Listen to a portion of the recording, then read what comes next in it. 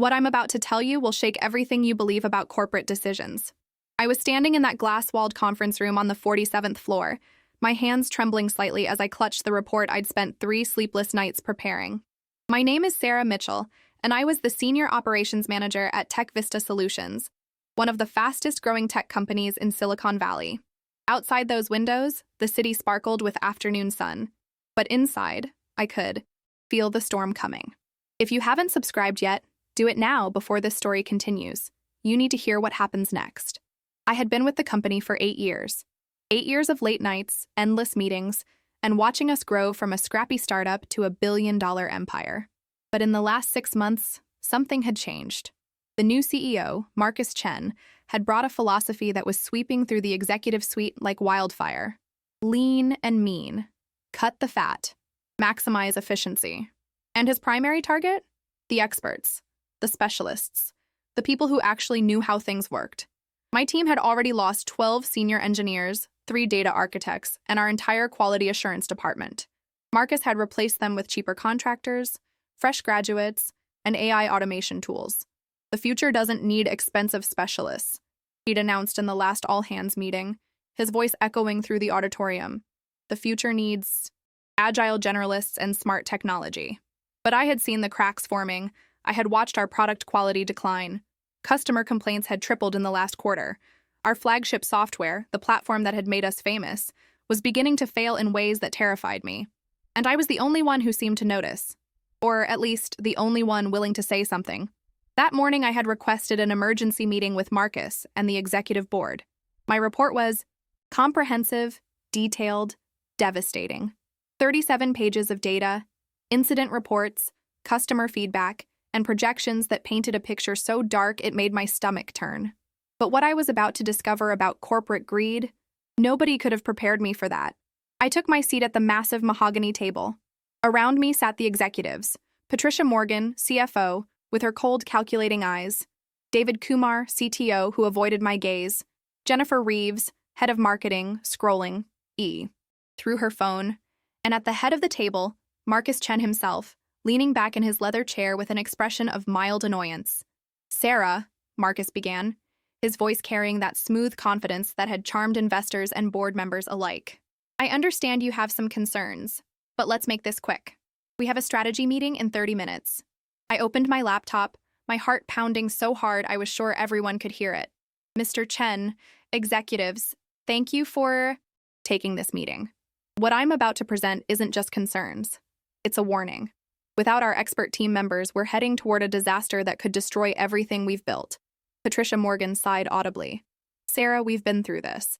The restructuring is about efficiency. Our profit margins have increased by 23% since the changes." "Yes," I replied, pulling up my first slide. "But at what cost? Let me show you what's really happening." The screen filled with graphs and charts, each one telling a story of decline. Customer retention is down 31%. Our net promoter score has dropped from 72 to 41. We've had 17 critical system failures in the last month alone. 17. We used to have maybe 2 per quarter. David Kumar finally looked up. "Those are just growing pains. The new team is still learning." "Learning?" My voice rose despite my attempt to stay calm. "David, our payment processing system crashed for 6 hours last week." 6 hours? Do you know how much revenue we lost? Do you know how many customers we lost permanently? The experts we let go would have caught that bug in minutes. The contractors we hired didn't even understand the architecture. And what happened in the next 10 seconds? Changed my life forever. Marcus leaned forward, his eyes narrowing. "Sarah, I appreciate your dedication. Really, I do. But you need to understand something. This company isn't about maintaining the status quo. It's about disruption. It's about finding new ways to do things. Yes, we've had some bumps, but that's innovation. That's progress." I felt something snap inside me. All the frustration, all the sleepless nights, all the ignored warnings came flooding out. Innovation?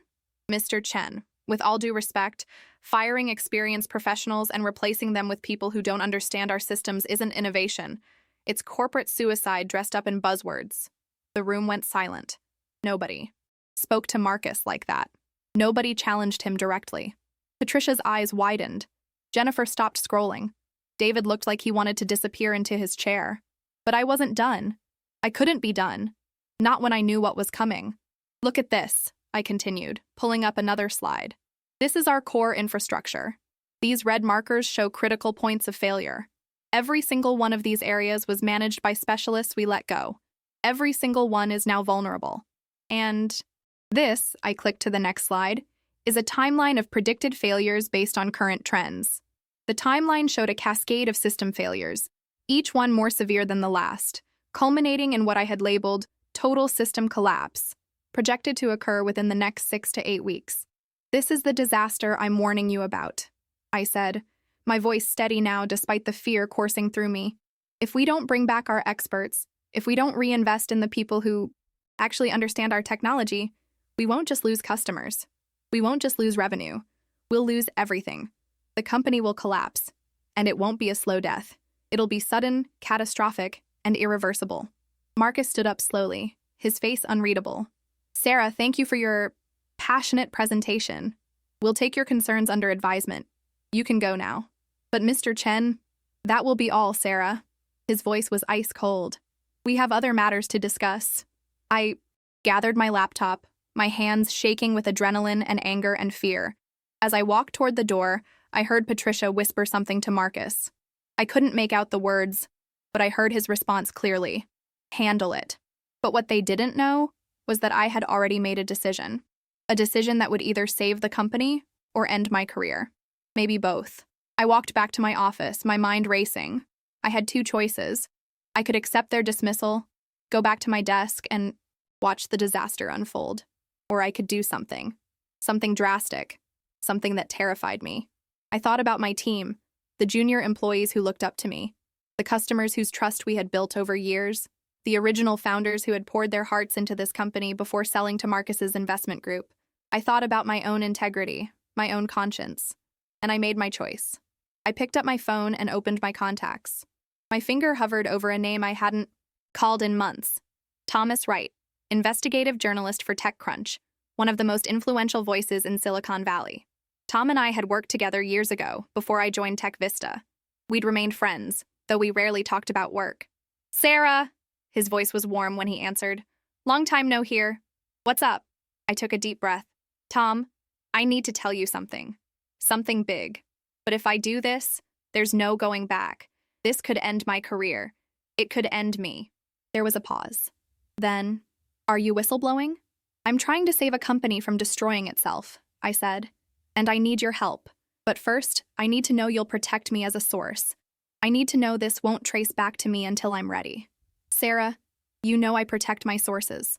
Always have. What's going on? And so I began to tell him everything. Every detail. Every warning I'd given. Every expert they'd fired. Every system that was failing. And as I spoke, I realized I wasn't just trying to save TechVista. I was trying to save every company that thought expertise didn't matter, that experience was expendable, that you could buy innovation on the cheap. The article went live 3 days later. 3 days of waiting, of pretending everything was normal, of watching Marcus and the executives carry on with their plans as if my warning had never happened.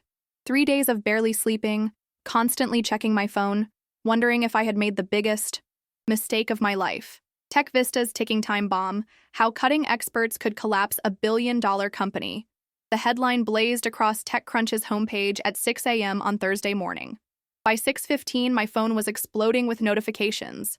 By 6:30, the article was trending on Twitter. By 7, it had been picked up by the Wall Street Journal, Bloomberg, and Forbes. Tom had done exactly what I'd asked. The article was thoroughly researched, fact-checked, and devastating, but he'd kept me anonymous, referring to me only as a senior manager who spoke on condition of anonymity. He'd interviewed former employees, analyzed public data, and built a case that was impossible to ignore. The tech world was in an uproar. I sat in my kitchen, coffee growing cold in my hands, watching the story spread like wildfire across social media. Comments flooded in from current and former tech workers, all sharing similar stories. This is happening at my company too. We lost our entire security team last quarter. The executives don't understand what we actually do. The article had touched a nerve that went far beyond TechVista. My phone rang. It was David Kumar, the CTO. My stomach dropped. Sarah, have you seen the TechCrunch article? His voice was strained. Yes, I said carefully. Hard to miss it. Marcus is losing his mind. He's called an emergency executive meeting at 8. He wants everyone there, including you. There was a pause. Sarah, did I what, David? My voice was steady, but my heart was racing. Nothing. Never mind. Just be careful today.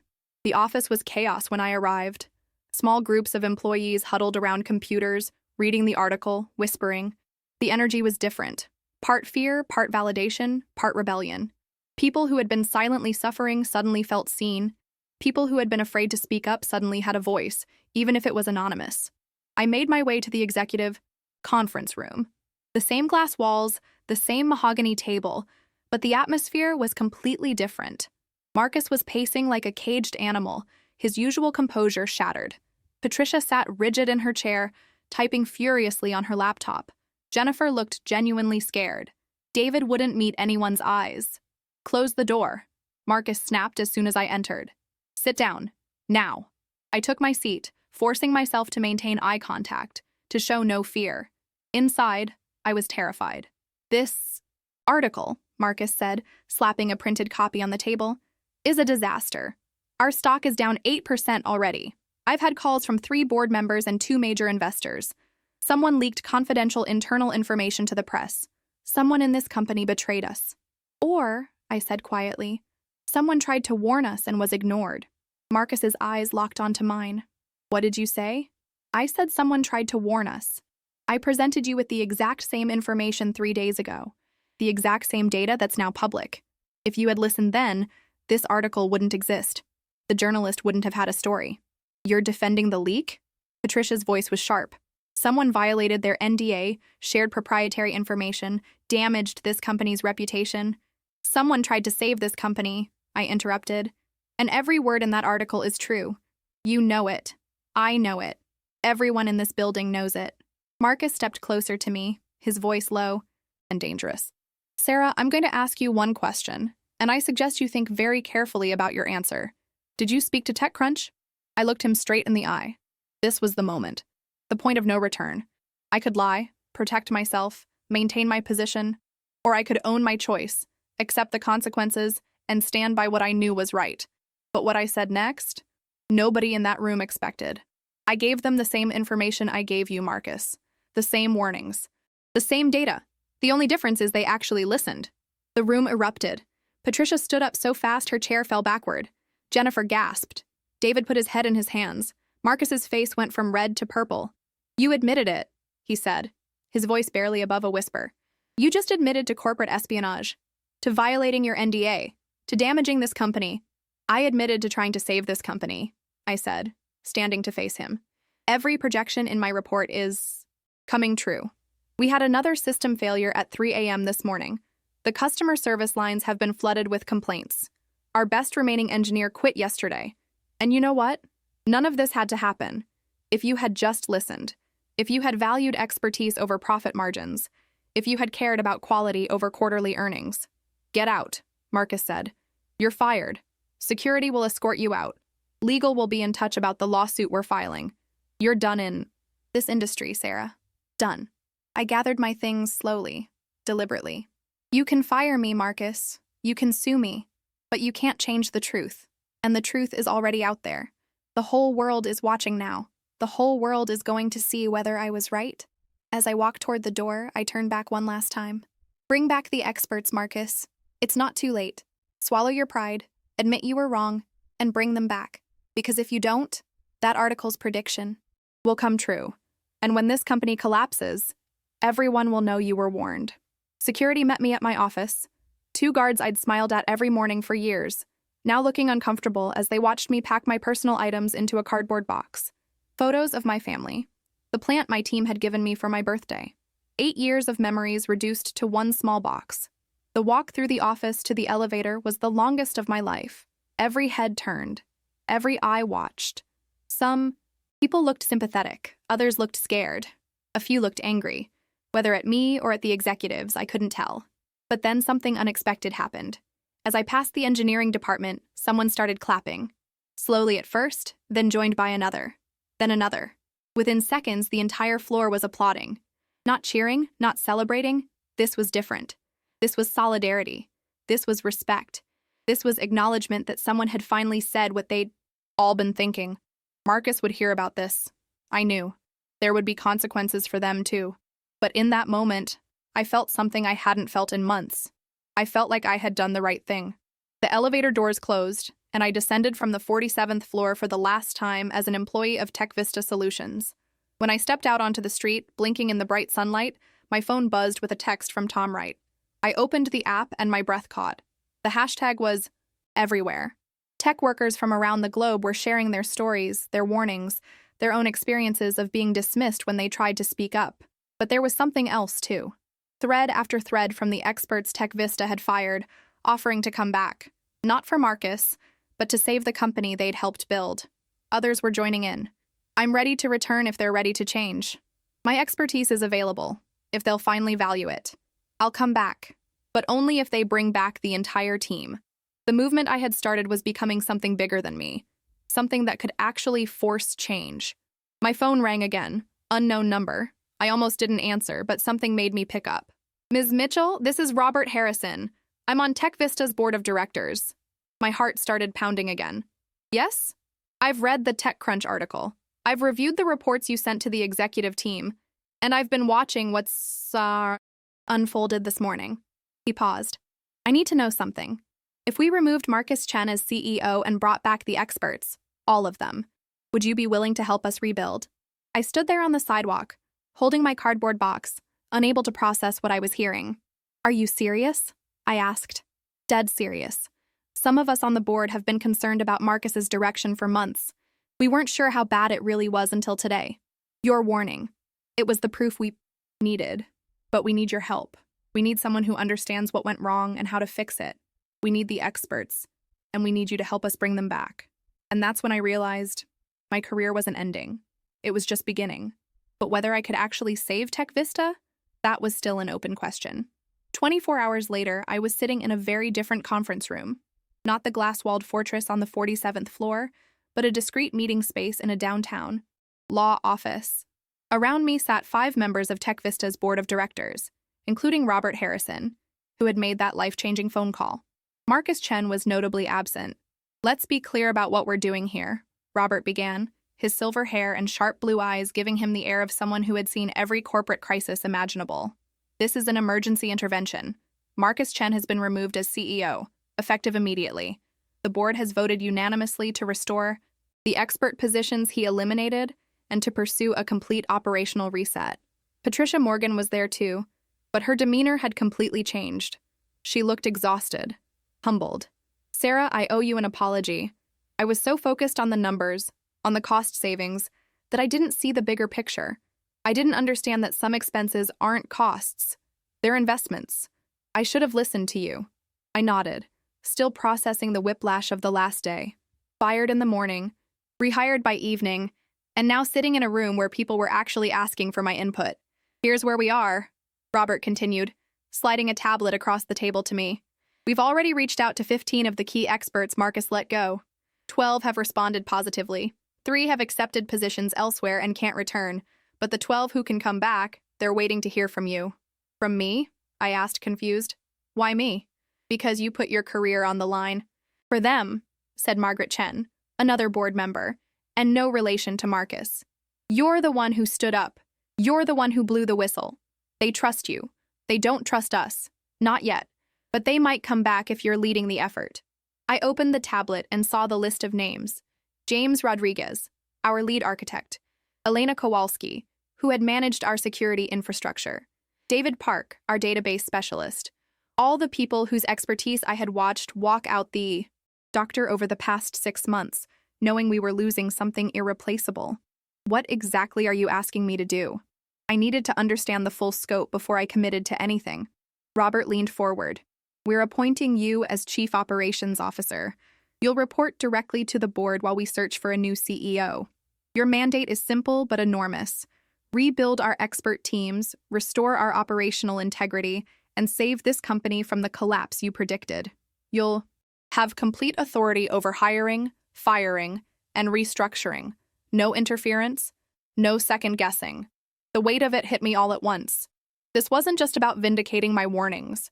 This was about actually fixing everything that had gone wrong. This was about proving that expertise matters, that experience counts, that you can't run a technology company without people who actually understand technology. I have conditions, I said, surprising myself with how steady my voice sounded. Name them, Robert replied. First, full transparency. No more hiding problems to protect profit margins.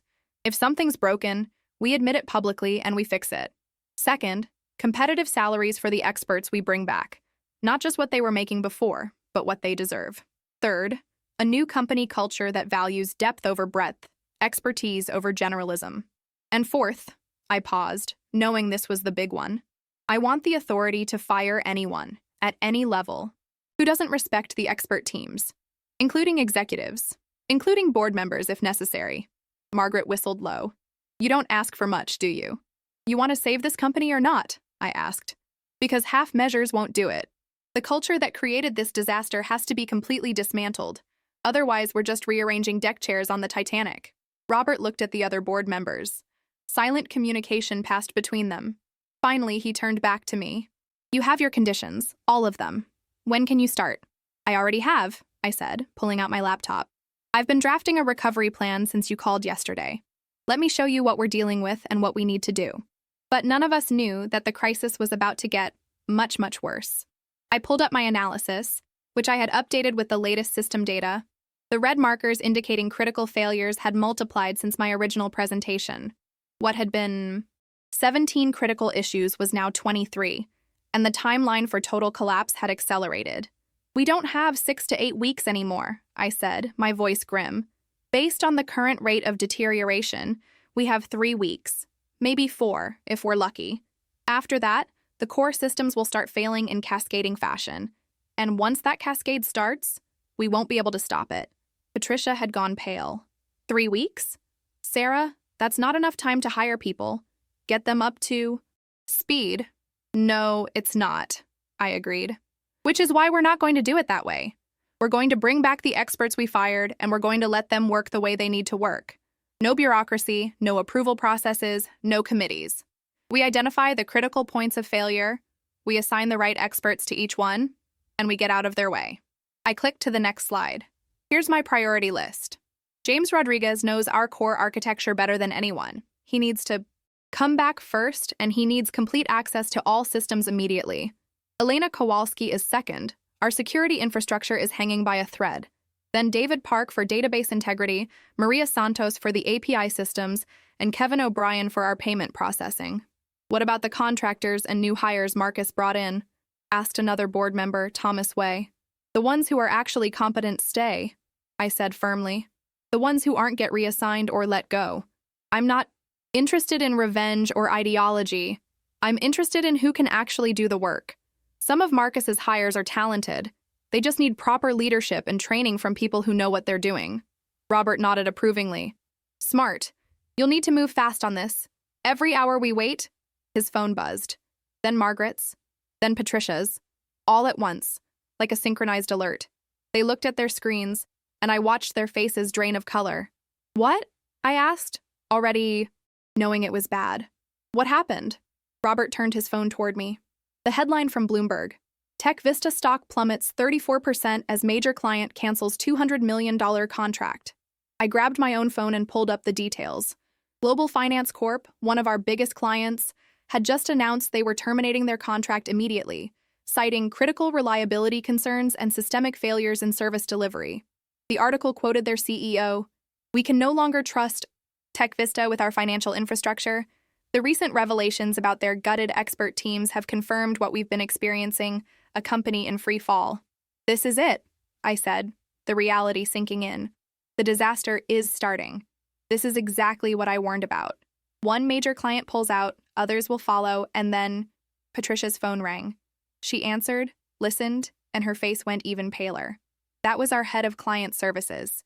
We've had 4 more clients. Request emergency calls to discuss their concerns, and 2 others have already sent termination notices. The room fell silent. The theoretical disaster I had predicted was becoming real, right before our eyes. The cascade was beginning, and then my phone rang. It was James Rodriguez. "Sarah, I just saw the news. Listen, I don't care about contracts or official approvals or any of that bureaucratic garbage. If you need me, I can be in the office in 2 hours. I still have the emergency access codes, the ones they never thought to revoke. Elena and David are with me right now. We're all here. We can start working immediately. I looked at Robert. It's James. He and some of the other former experts want to start now. Emergency protocols. No formal contracts, just do it, Robert said immediately. Whatever they need, whatever it takes. Just stop the bleeding. I put the phone on speaker.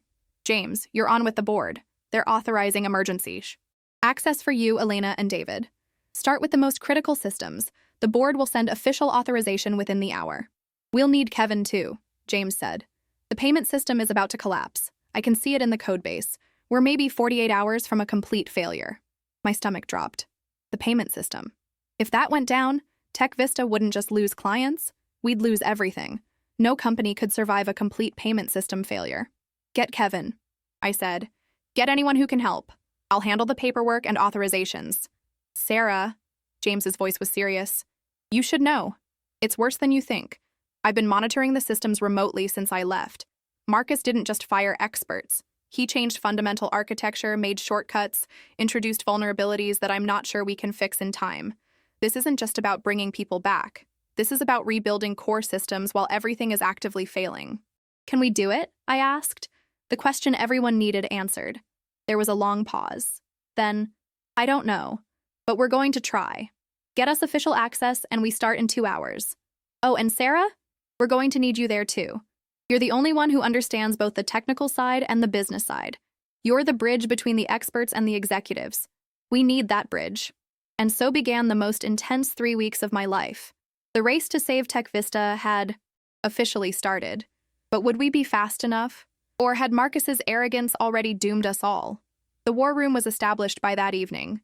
The old executive conference room on the 47th floor, the same one where I'd been fired just 36 hours earlier, was now command central for Operation Recovery, as we'd started calling it. The mahogany table was covered with laptops, monitors, cables, and empty coffee cups.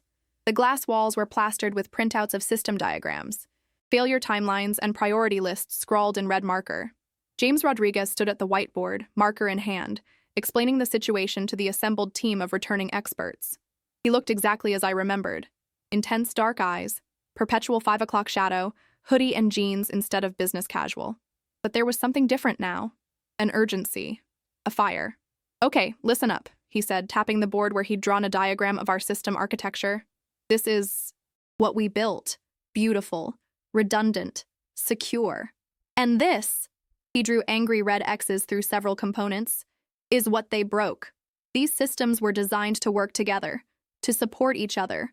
When they started cutting experts and replacing critical infrastructure with cheap alternatives, they didn't just remove pieces. They destroyed the integrity of the whole system. Elena Kowalski, our security expert, was already typing furiously on her laptop. James, I'm looking at the firewall configurations. Someone, and I'm betting it was the contractors, opened up ports that should never, ever be exposed. We're basically broadcasting our vulnerabilities to anyone who's looking. How bad? I asked, though I wasn't sure I wanted to know. We've probably been breached, Elena said bluntly. I need to run a full security audit, but my preliminary scan shows unauthorized access attempts that were successful. Multiple times. We might have intruders in our system. Right now. David Park, our database specialist, looked up from his screen. That explains the data inconsistencies I've been seeing. Transactions that don't match, records that were altered. I thought it was just corruption from the system failures. But if we've been breached, then we have bigger problems than system reliability, I finished. We have a security nightmare. The door opened and Patricia Morgan entered, followed by Robert Harrison. They'd been dealing with the client crisis, trying to calm panicking customers and prevent more cancellations. How many? I asked Robert. 6 more termination notices, he said grimly, and 12 others demanding immediate meetings. We're hemorrhaging revenue. At this rate, we'll be bankrupt in 6 weeks even if the systems hold. But what James said next made everyone stop and stare. Then we need to do something radical, James said, setting down his marker. We need to shut everything down. What? Patricia's voice was sharp with panic. James, we can't shut down. That would be suicide. Every client would leave immediately. Every client is leaving anyway, James shot back. Look, I've been analyzing the systems. The core infrastructure is compromised at such a fundamental level that we can't fix it while it's running. It's like trying to repair a plane's engine mid-flight. We need to land the plane. A complete shutdown, 48 hours, total rebuild of the critical systems, with proper security protocols and architectural integrity. 48 hours? Robert looked stunned. That's 2 full business days. The financial impact will be less than the impact of a complete catastrophic failure. I interrupted. James is right. I've seen the projections. If we keep limping along, the cascade failure will happen within 2 weeks. And when it does, we won't be down for 48 hours. We'll be down indefinitely, possibly permanently. Elena nodded. A controlled shutdown lets us do this right. We can audit every system, close every vulnerability, rebuild everything with proper redundancy and security. But only if we have the time to work without everything actively falling apart around us. Patricia looked at Robert. I could see the calculation happening in her head. The cost of 2 days of shutdown versus the cost of total failure. The board will never approve this. The board already has, Robert said quietly. Everyone turned to look at him. I called an emergency meeting an hour ago. I explained the situation, showed them Sarah's projections, and presented the expert team's recommendation. They voted 8-3 in favor. We shut down Friday at 6 p.m. We bring systems back online Sunday at midnight, 48 hours to save the company. The weight of it settled over the room. 48 hours, 2 days to undo 6 months of damage, 2 days to rebuild what should never have been broken in the first place. We'll need more people, James said. Maria for the APIs, Kevin for payments, Rachel for the front-end systems, Tom for the back-end services. We need the whole original team back. I pulled up my contact list. I'll start calling. Maria's in Portland now, Kevin's in Austin. They'll need flights. Charter them, Robert said. Whatever it costs. Get them here by Friday morning. Sarah, you coordinate the logistics. James, you lead the technical rebuild. Elena, security is your domain. Make us bulletproof. David, data integrity is critical. We can't lose customer data in this process. Everyone else, you know your roles. The next 2 days were a blur of preparation. I made call after call, reaching out to the experts we'd lost. Some answered immediately, dropping everything to help. Others were skeptical, wounded by how they'd been treated. But when I explained the situation, not just the technical crisis, but the cultural change we were trying to create, most agreed to come back. Maria Santos flew in from Portland on Thursday evening. I'm not doing this for the company, she told me when I picked her up from the airport. I'm doing it for the team, for the people still there who deserve better. Kevin O'Brien arrived from Austin late Thursday night. Sarah, he said, I hope you understand what you've started. This isn't just about fixing TechVista. Every tech company is watching. If we succeed, it proves that expertise matters. If we fail, we won't fail, I said, with more confidence than I felt. But by Friday afternoon, as we prepared for the shutdown, I wasn't so sure. The announcement went out at 3 p.m. TechVista will undergo a complete system maintenance shutdown from 6 p.m. Friday to midnight Sunday. All services will be temporarily unavailable. We apologize for the inconvenience and thank you for your patience as we work to improve our infrastructure. The reaction was immediate and explosive. Clients who were already on edge went into full panic. Social media erupted with speculation. Was TechVista collapsing? Was this the end? Competitors started circling, reaching out to our clients, offering to migrate them to new platforms. The stock dropped another 15%. But we had committed. At 6 p.m. sharp, James entered the final command. One by one, the systems powered down. The lights on the massive server room dimmed. The constant hum of cooling fans faded. TechVista Solutions, $1 billion C. Company serving millions of users, went dark. And then the real work began.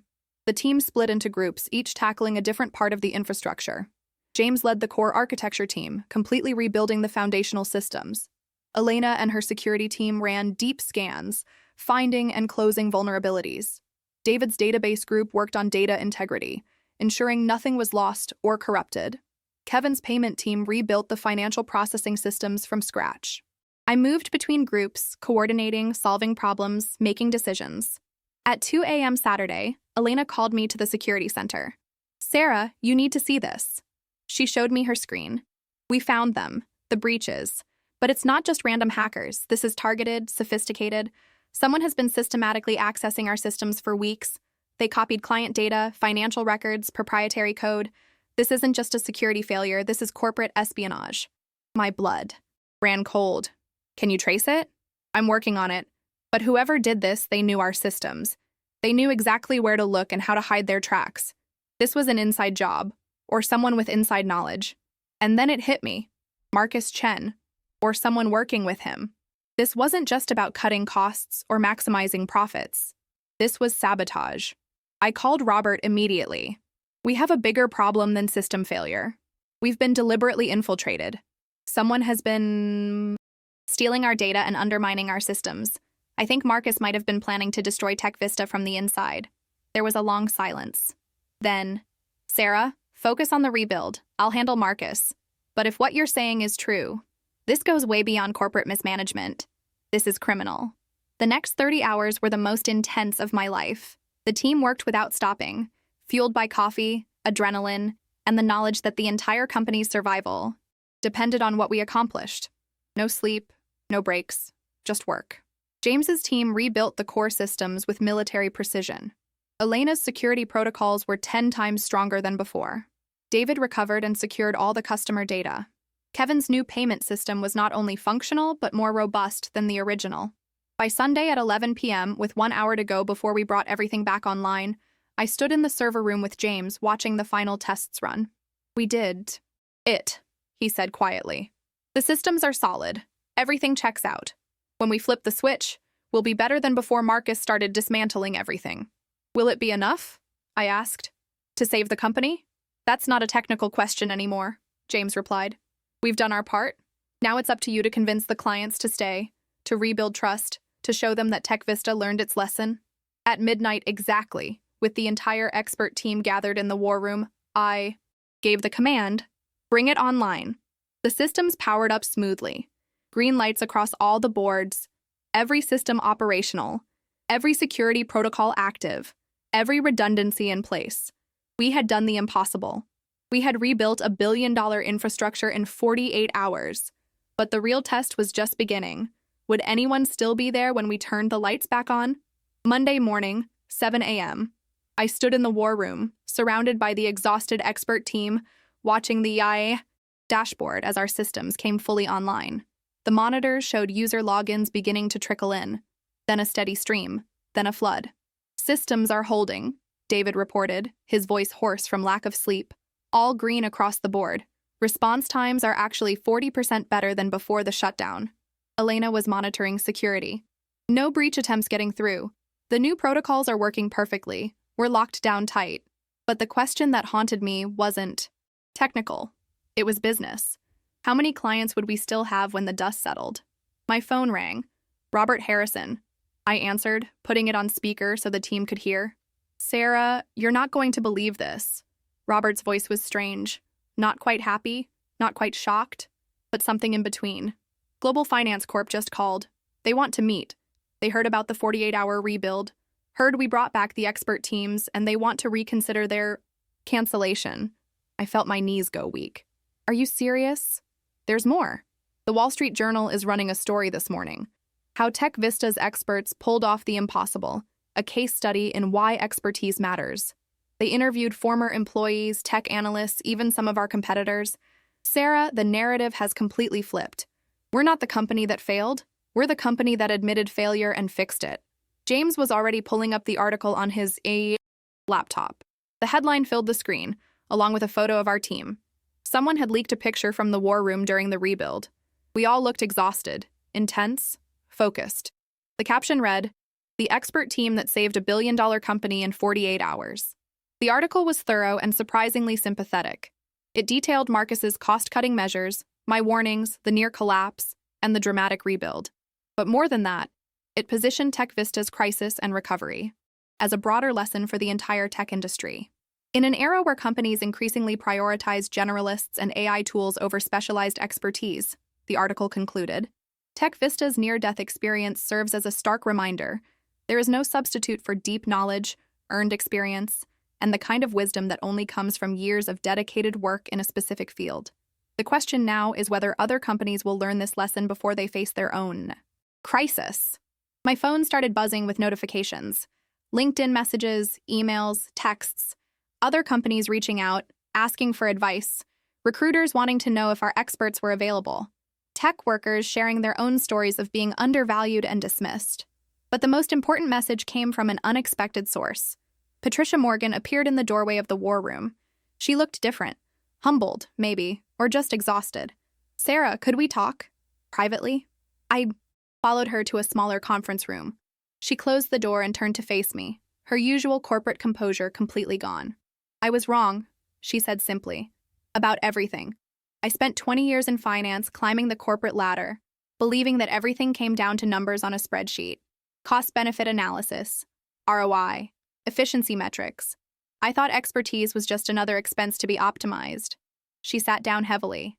"But watching what you and your team did this weekend, I finally understood. Expertise isn't an expense. It's the foundation everything else is built on. Without it, all our financial engineering, all our strategy, all our ambitious plans, it's just a house of cards waiting to collapse." "Why are you telling me this?" I asked. "Because the board is meeting this afternoon to select a permanent CEO. And I'm going to recommend you." I stared at her.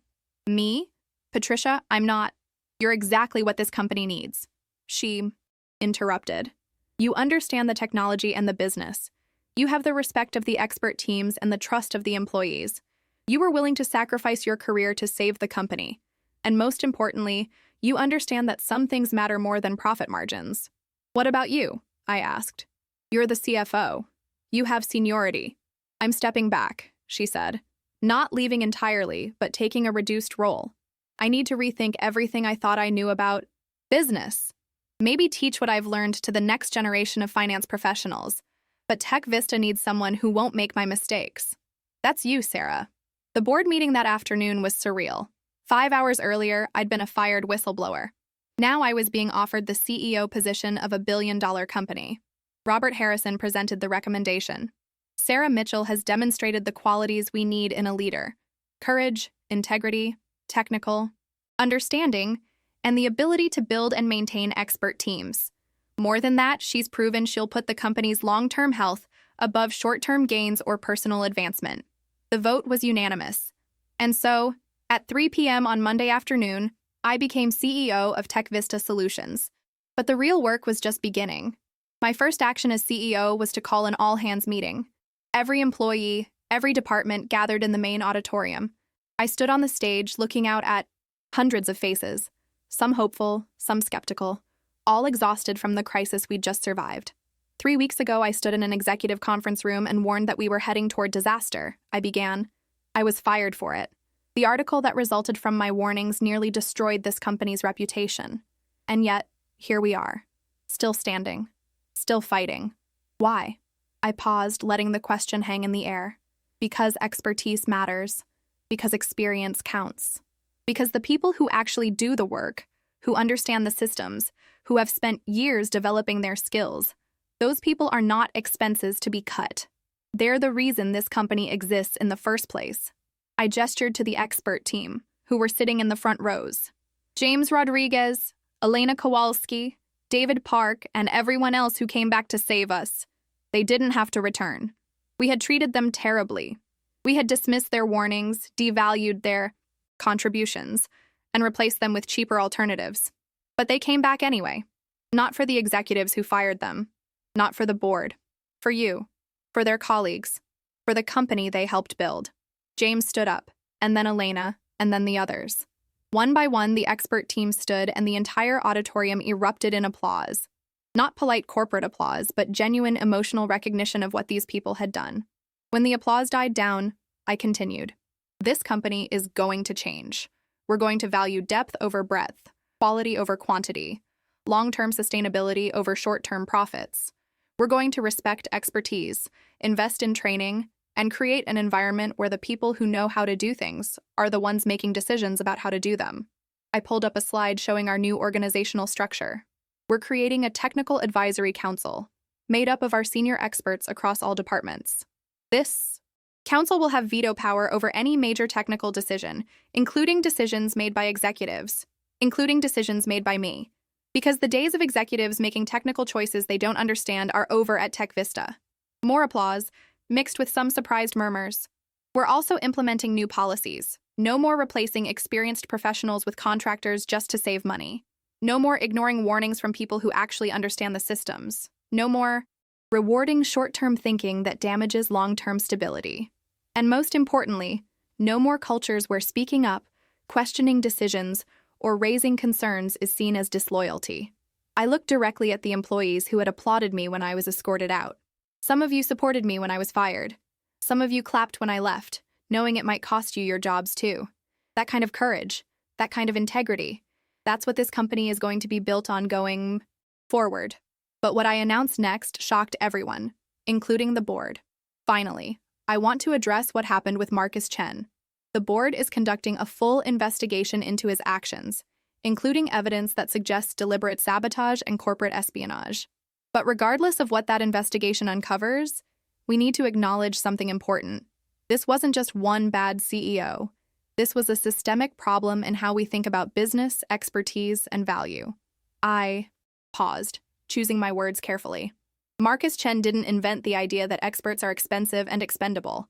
He didn't create the culture that prioritizes quarterly earnings over long-term stability. He just took those ideas to their logical conclusion, and the result nearly destroyed us. So here's my promise to you. I will never let that happen again. Not on my watch. Not to this company. Not to the experts who saved us. And not to any of you who put your trust in us to do the right thing. The meeting ended with a standing ovation. But I knew the real test would come in the days and weeks ahead. Could we actually rebuild the trust we'd lost? Could we convince clients to stay? Could we prove that a company built on valuing expertise could succeed in a world that often seemed to value only speed and cost-cutting? Over the next month, we found out. Global Finance Corp renewed their contract. Not just renewed it, but expanded it. They wanted the new, improved Tech Vista, the one that had proven it could acknowledge mistakes and fix them. Other clients followed. Not all of them. We lost about 30% of our customer base in the crisis, but the ones who stayed became more loyal, more engaged, more willing to advocate for us. The expert team that had saved us became the core of our new culture. James Rodriguez became Chief Technology Officer. Elena Kowalski took over as Chief Security Officer. David Park became VP of Data Systems. Every one of the experts who had returned was promoted, given equity, and most importantly, given real authority to make decisions in their areas of expertise. We also started something new, Tech Vista University, an internal training program where our experts taught the next generation, not just technical skills, but the importance of deep knowledge, careful thinking, and speaking up when something's wrong. The stock price recovered slowly but steadily.